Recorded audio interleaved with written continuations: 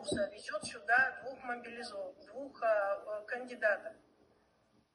Где он их оставил, непонятно. Потом центр занятости носится по всему городу Якутску и носит этого мобилизованного весь день и потом всю неделю. Какие планы на эту неделю, Амга?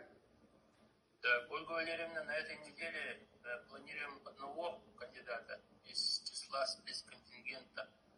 Будем с ним проводить разъяснительные работы. Что такое спецконтингент, по вашему мнению? Он условно осужденный. Так вот это не спецконтингент для вашего понимания, коллеги. Спецконтингент – это тот, кто отбывает меру наказания в местах лишения свободы. А это гражданин, который осужден к условной мере наказания. К спецконтингенту он не относится. Спецконтингент УФСИН и пункт отбора с военкоматом отрабатывают самостоятельно.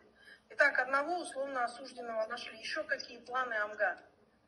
Ну, еще будем проводить разъяснительные работы, исходя из этого уже будем планировать.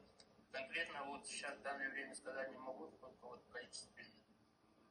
Хорошо, ну выйдите сейчас вместе с военкомом, на месте он у вас или нет на чествование чемпиона мира.